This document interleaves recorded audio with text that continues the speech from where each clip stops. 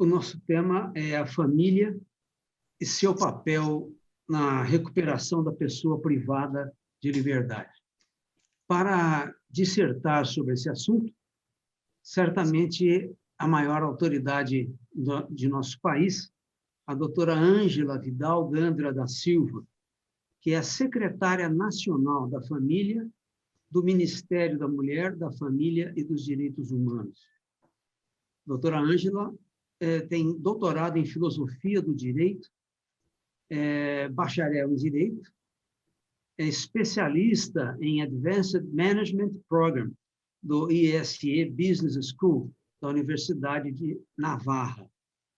É pesquisadora da Universidade de Harvard, foi sócia da banca de advocacia Ives Gandra Martins, é professora da CEU Law School e da Universidade Mackenzie, e membro da Academia Brasileira de Filosofia e da Academia Paulista de Letras Jurídicas.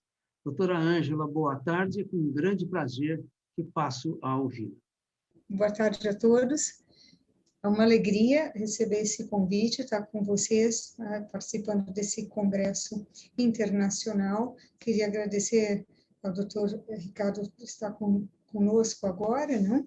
E a todos os organizadores e todos que nos vão assistir. É um tema que está muito próximo a nós, né? As pessoas privadas de liberdade e, evidentemente, o relacionamento familiar. Então, eu vou explicar por partes, em primeiro lugar, né, que hoje nós temos uma Secretaria da Família, e qual é a meta de uma Secretaria da Família, de um Ministério da Família, né? Promover políticas públicas familiares, né? O que é uma política pública familiar? É uma política que auxilia o fortalecimento de vínculos familiares. Então, qualquer coisa que a Secretaria da Família faça como ação externa, por exemplo, uma licença parental, um programa Equilíbrio Trabalho-Família, a família na escola, até o homeschooling, o que nós queremos? Né? O que nós desejamos? Qual é a meta de uma política pública familiar? O fortalecimento de vínculos familiares, que as famílias possam se dar melhor, né? Porque as famílias tenham uma qualidade de relacionamento melhor, né? E com isso a família se firme, e isso é um caminho para o desenvolvimento econômico e social, porque a família que se dá bem, a família estruturada, ela trabalha melhor, ela produz mais. Por outro lado, uma família que tem uma boa escola de relações, ela também vai trazer para a sociedade, né, essa boa relação, tanto no trabalho, quanto na escola, quanto num clube, quanto na interação social. Né? A família é uma escola de fraternidade, é uma escola de solidariedade, é uma escola de cidadania, de direitos e deveres. Então, a família que está bem integrada, ela vai ter um impacto direto na sociedade, como célula máter, né? E, ao mesmo tempo, uma família que vai melhorando, ela vai atingindo a sociedade em progressão geométrica. E isso é o que comprova todo o benchmarking que a gente fez desde o começo, né, de assumir a secretaria com o Observatório Nacional da Família, para os países que implementaram políticas públicas familiares. Então, agora vou passar para o histórico para chegar no tema nosso, que são as pessoas privadas de liberdade. Quando o governo Bolsonaro se elegeu, uma das primeiras coisas que o presidente falou, nós vamos ter um Ministério da Família. E nos chamou, eu vim trabalhar na transição, né? E na transição, nós pensamos, quais são os problemas da família brasileira hoje? Por onde nós vamos levar as políticas públicas, né, em relação a esse fortalecimento de vínculos? Então, em primeiro lugar, nós criamos uma diretoria de fortalecimento de vínculos familiares, né? Porque a gente tem programas, importamos esses programas, estamos levando a todos os municípios para que as famílias pensem no seu relacionamento. É um programa que chama Famílias Fortes. Então, uma diretoria voltada para o fortalecimento de vínculos familiares e o desenvolvimento da família. Então, nessa diretoria também, nós, por exemplo, lançamos um curso, estamos lançando com o CNJ, um curso no cartório, vai ser oferecido no cartório, Casar é Legal, para que as pessoas pensem o que é o casamento, né, se preparem para casar. Então, para fortalecer os vínculos desde o começo. Então, essa diretoria ela está dedicada a essa formação, desenvolvimento e bom relacionamento das famílias, incluindo também a família na escola e assim por diante, né? Uma segunda diretoria ficou com o equilíbrio trabalho-família. Nós vemos muito importante que mulher e homem sejam corresponsáveis na vida do lar, né? E, ao mesmo tempo, possam ter uma boa produtividade no trabalho e, ao mesmo tempo, um tempo de qualidade na família. Então, é toda uma diretoria voltada para o equilíbrio trabalho-família, com quem a gente também conta, né, nesse sentido, com as parcerias com a sociedade civil, empresas, etc.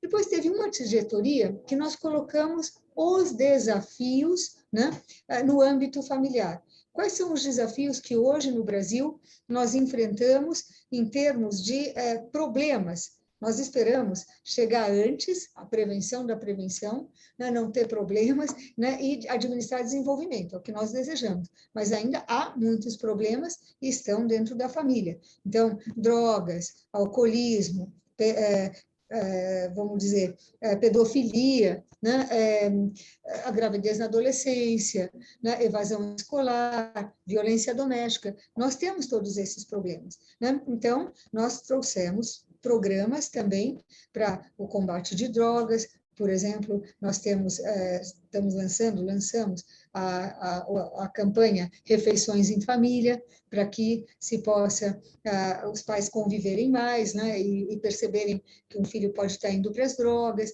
né? Temos uma campanha de suicídio e automutilação, que é um problema também, então temos o Acolha a Vida, uma outra campanha, né, e assim por diante. Mas, dentro desses gargalos também de problemas de relacionamento, nós vimos duas populações que sofrem um impacto de afastamento da família, ou por não ter uma família, né, que é o caso do trabalho que nós temos com adoção e crianças institucionalizadas, que muitas vezes, por não serem adotadas a tempo, elas saem da instituição e, por não ter uma referência de família, elas vão para as drogas, né? Então, nós pegamos essa população que necessitava um caminho para poder ter vínculos familiares, né? Então, nós temos um programa de adoção, especialmente a adoção necessária, que é a adoção de irmãos, interracial, de pessoas com deficiência e a adoção tardia. Porque as crianças, passando de 4 anos, muitas vezes já não saem de uma instituição.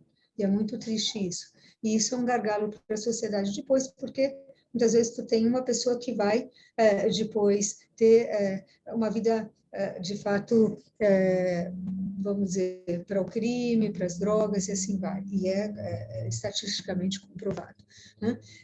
O outro gargalo é as pessoas que vão para o cárcere e depois podem ter até a liberdade, mas voltam necessariamente, né, para o crime, para as drogas e assim vai, porque não tem uma referência de família também. Então, essas duas populações que são de risco para a sociedade e, ao mesmo tempo, de não ter tido, muitas vezes, uma ocasião, né, ou sei lá, um caminho, de fato, de ter uma referência familiar, nós pensamos como proporcionar, né, essa referência para que essa pessoa pudesse se afastar de um comportamento de risco e isso fosse benéfico para a sociedade. Mas muito antes de pensar no benéfico para a sociedade em si, evidentemente, nós estamos pensando na família e nós estamos pensando na pessoa, né? Se é uma maneira Se é uma maneira de olhar, de ter um olhar humano num governo, é olhar para a família. Porque é a família que pode ter um primeiro olhar para a pessoa, né? E esse é o olhar mais humano que a gente pode ter, até, vamos dizer, defendendo a vida desde a concepção, para que aquele bebezinho não vá para o lixo, né? E assim vai, né? Então, nós não estamos pensando, nós estamos resolvendo um problema social, né? Tanto das crianças que são institucionalizadas, como das pessoas que estão no cárcere e um dia podem voltar à sociedade. Não, nós estamos querendo acreditar nesse ser humano que está privado de liberdade, né? Acreditar no potencial dessa criança, né? Dar o melhor para ela, o que melhor que nós podemos dar para uma criança é uma família, onde ela possa ser amada, respeitada e educada, né? E nós estamos pensando nela, como estamos pensando também na pessoa privada de liberdade. Então, o que nós pensamos? Olha, o que pode regenerar um ser humano no cárcere? O que pode regenerar? Evidentemente, um trabalho, né?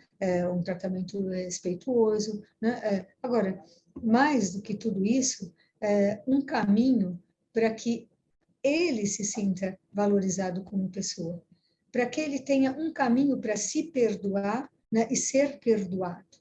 Né? Porque aquilo tem um impacto, né? Um diferencial relacional, né? De coração, que pode mover uma pessoa a querer mudar. Né? Porque uma pessoa que vai para o cárcere, muitas vezes, ela pode dizer, bom, perdido por um, perdido por mil. Né? E depois, o que ela vai ter de, vamos dizer, de convite, de estímulo, de provocações fora de um caminho reto, vai ser grande também, nós sabemos disso. Né?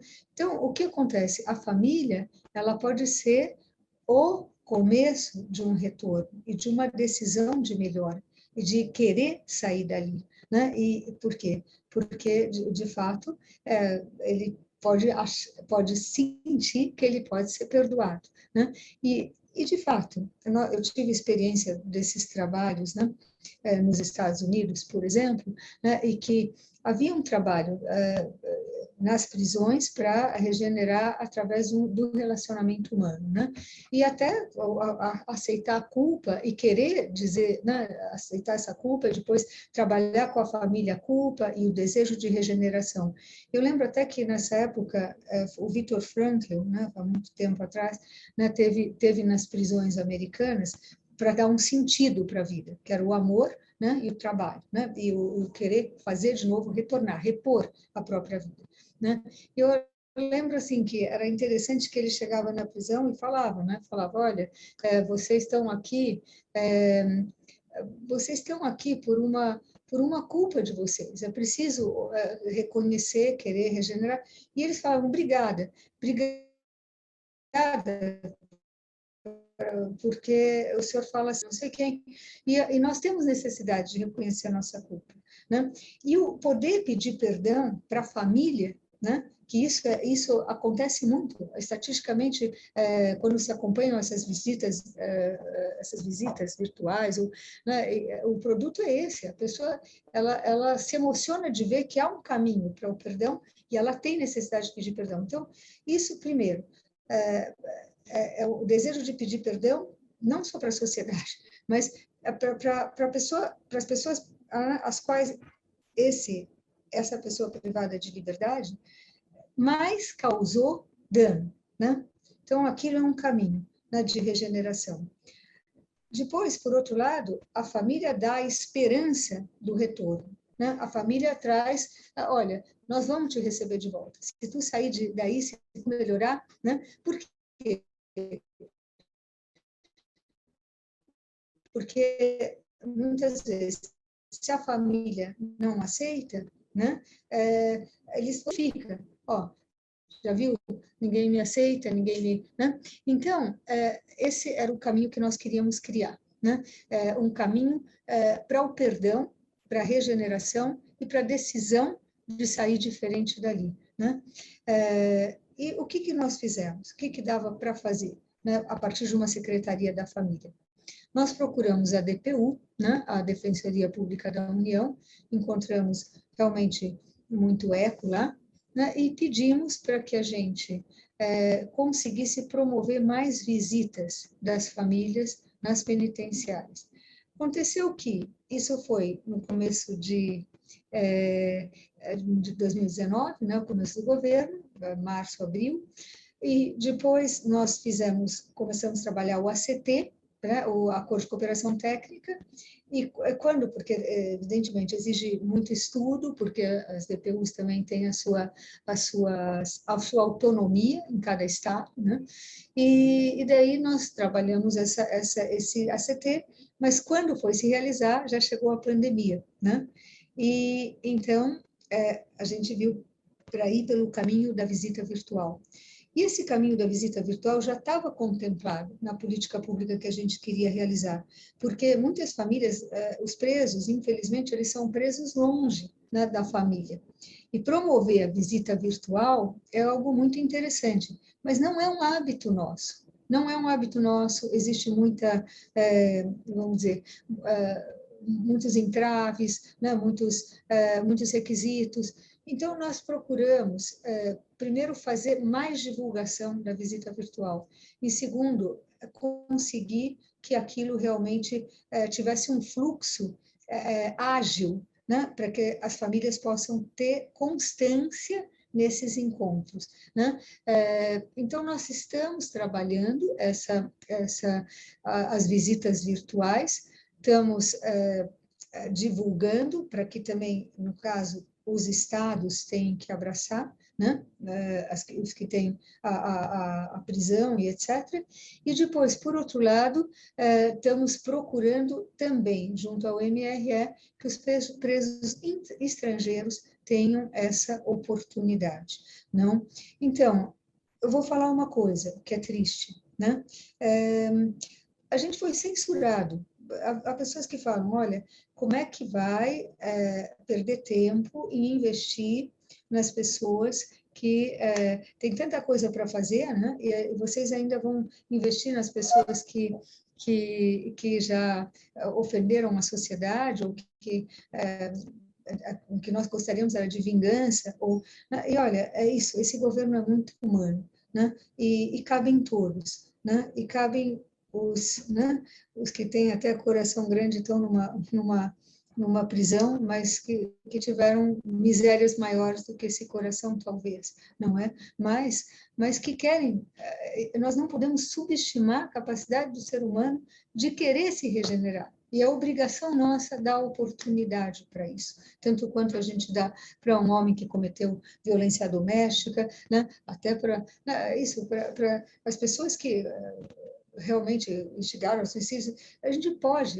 pode fazer essas pessoas pensarem, né, e mudarem, né? Então, nós vimos que isso era algo benéfico, né? Era um olhar humano, era um olhar misericordioso, né? Porque justiça, né, sem caridade também, sem misericórdia, né, não é verdadeira justiça também, não? E é preciso que um Ministério de Direitos Humanos, que se diz de direitos humanos, né, isso se negue, é impossível que se negue a ter um olhar também para os encarcerados, né?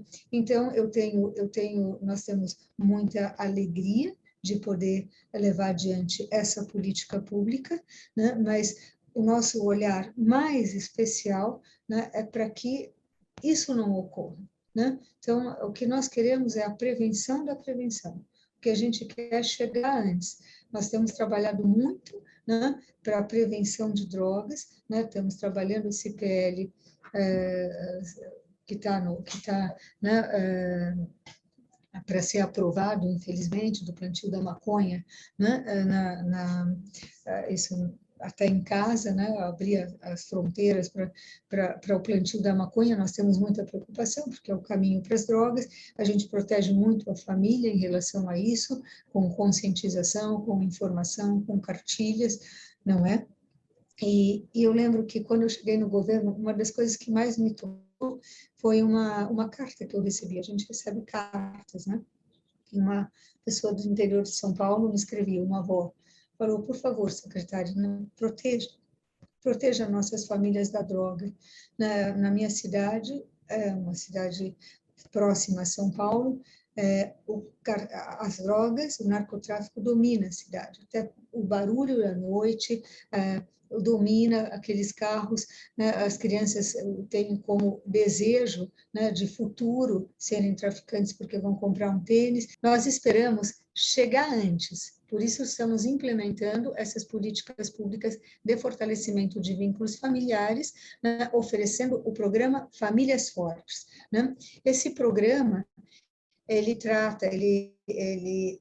trabalha com famílias, com 15 famílias por vez, nós estamos levando para os municípios, está na plataforma Avamec, está no site do Ministério da Mulher, da Família e Direitos Humanos, na aba da Secretaria da Família, né? E é um programa muito interessante, porque faz a família pensar no seu relacionamento familiar, né? Sobre o estresse na família, sobre como lida com os sonhos dos filhos, a comunicação na família, né? As regras e limites na família, a aproximação de amizades, substâncias, né? Para que os filhos possam conhecer os perigos aos quais eles possam estar submetidos, pais e filhos, né? É um programa muito eficaz. Nós trouxemos de Oxford, esse programa era para combater drogas, foi aplicado em 26 países e conseguiu isso, combater drogas, a gravidez na adolescência, alcoolismo, evasão escolar e violência doméstica. Então, é um programa que torna a família responsável, livre e responsável sobre os seus próprios relacionamentos. E se autoestruturando, ela é mais forte para enfrentar os reveses, né, e algo que venha externamente como perigo ou desafio familiar. Então, nós queremos, nossa menina dos olhos é o programa Famílias Fortes, mas nós não podemos deixar de acudir às famílias em sofrimento. Fizemos muito trabalho agora na pandemia com as famílias em situação de rua, vulneráveis, etc., né? Mas nós também temos carinho por todos os seres humanos e temos um coração grande para poder ajudar a sair do erro aqueles, né, que provavelmente estão nessa situação porque também não tiveram alguma referência familiar ou, né, sofreram já a violência no próprio lar, não é? Então nós temos a obrigação de olhar para todos os seres humanos, também para esses, né, que podem ter sido fracos, e eu acredito, de verdade, né, que muitas vezes as pessoas que são capazes de muito mal também são capazes de muito bem, né? E é preciso que nós possamos lhes dar, né, essa chance. Então, é nesse sentido que nós estamos promovendo esse trabalho com relação, né, às pessoas em cárcere, que nós temos que ter também piedade, né? É isso, eu acho que por hoje. Doutora Ângela, uma atuação preventiva que a senhora destacou tão bem, me fez lembrar de um campo onde a família, segundo o meu ponto de vista, ela é muito ameaçada, que é a escola. Como é que estão os trabalhos da sua secretaria em relação à escola?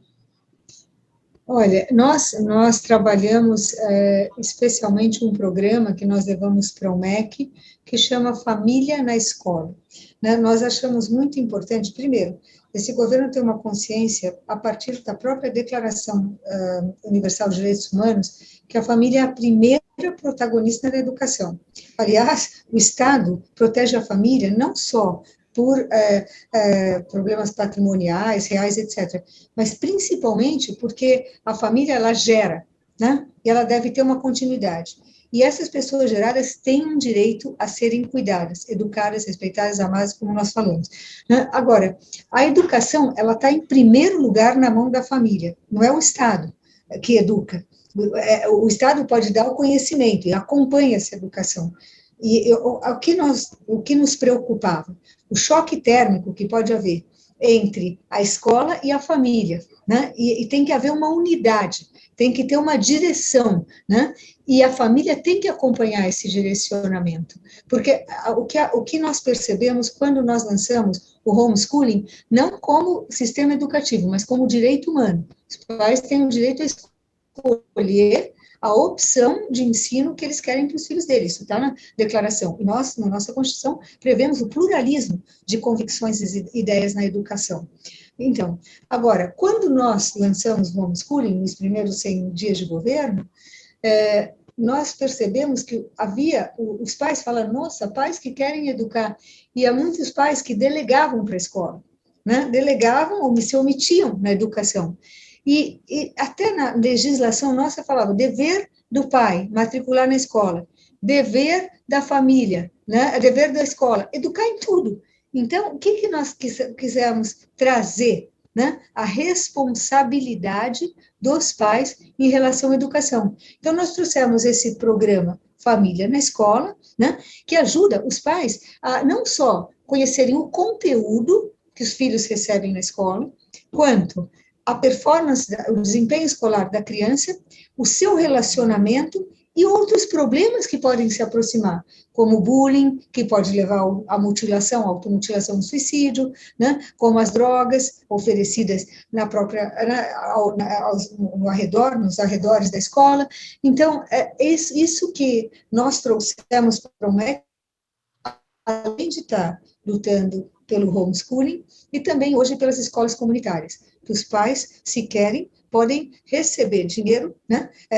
Por exemplo, né? Isso do Fundeb, né? Para poder tocar a educação que eles querem para os filhos, a partir de escolas que possam ser também sustentadas, não são escolas públicas, mas ajudadas como escolas que beneficiam a comunidade. Nós temos isso em Niterói, em outras cidades. Então, nós estamos trabalhando para que os pais assumam a responsabilidade. E a pandemia, nesse sentido, foi interessante, porque os pais participaram mais das aulas dos filhos e perceberam como é importante para um filho ser acompanhado para ser um melhor estudante também. Não? Mas isso também é uma prevenção do comportamento de risco, não?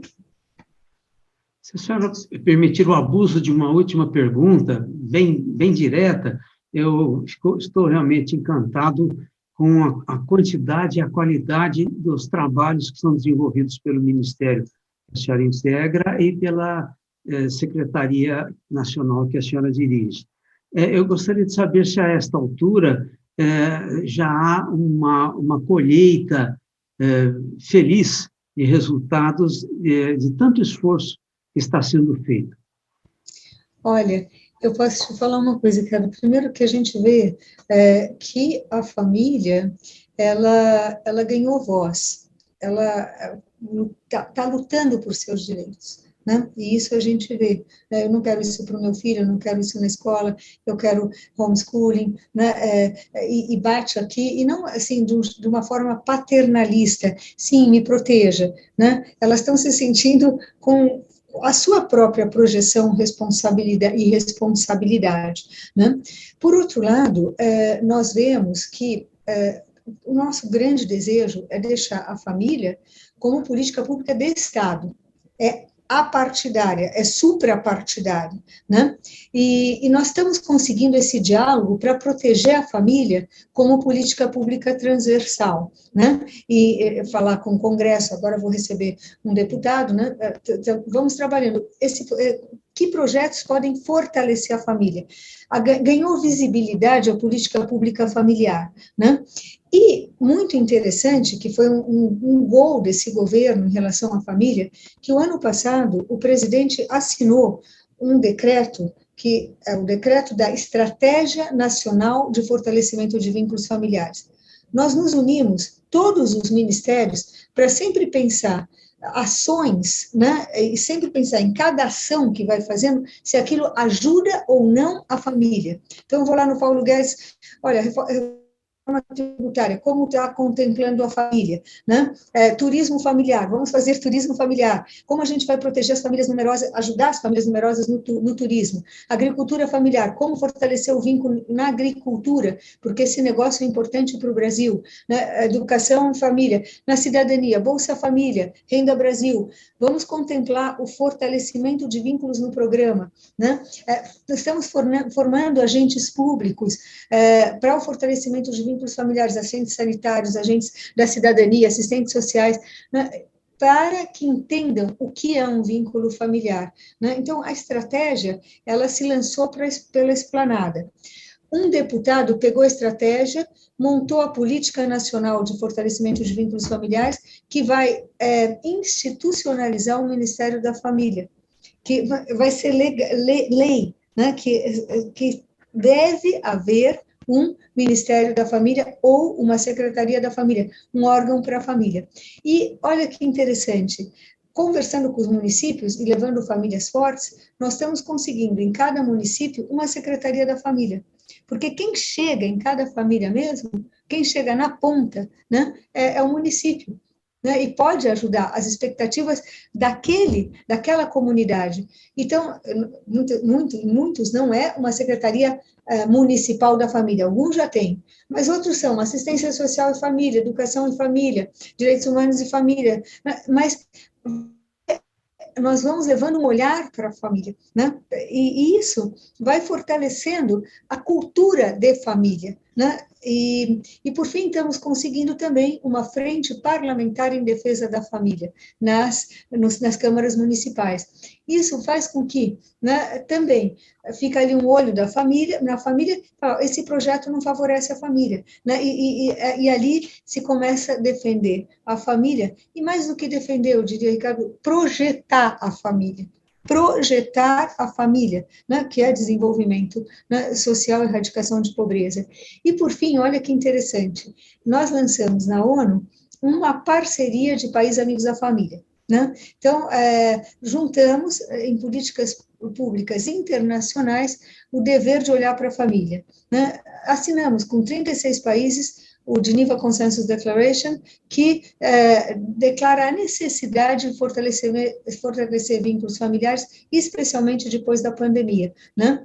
E vamos celebrar agora em Washington um ano dessa declaração, né? Para mostrar que a família é realmente o foco principal, né, de uma sociedade que deseja se estruturar, se fortalecer e crescer como nação. Né? E, por fim, nós daí fomos levando para a ONU, para a OCDE, empresa, família e direitos humanos, né? A família como um item de direitos humanos, né, e desenvolvimento econômico nas empresas. Na OIT, levamos a igualdade entre homem e mulher no ambiente laboral, né, para que também se fortaleça o papel da mulher e do homem no lar e na sociedade também, no mundo laboral, incluindo a maternidade, que a maternidade não sofra bullying. Né? E, por fim, na UEA, estamos trabalhando também, trazendo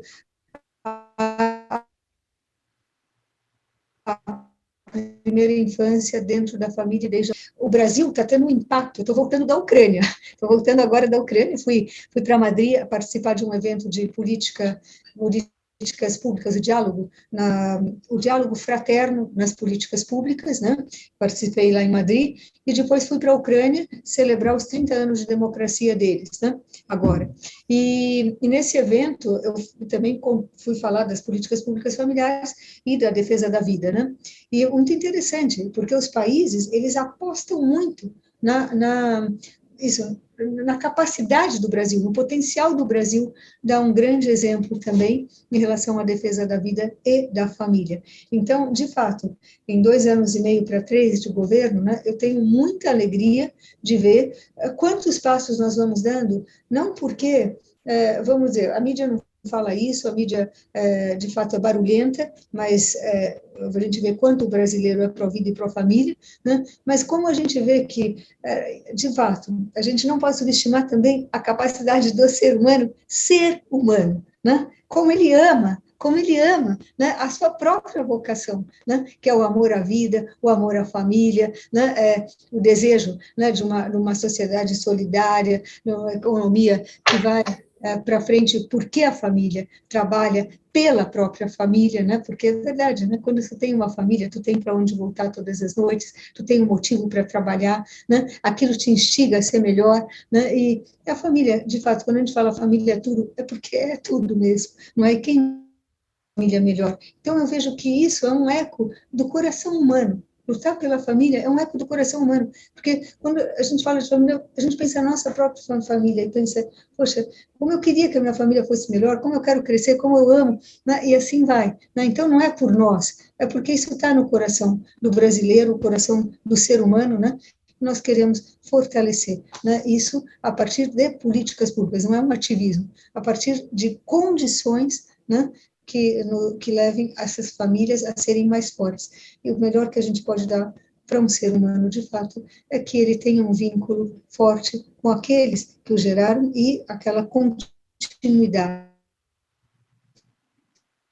Eu digo, na verdade, até filosoficamente, até antropologicamente, o que mais o ser humano quer nessa vida é ser amado e amar, né? E a família é a primeira projeção do amor, né?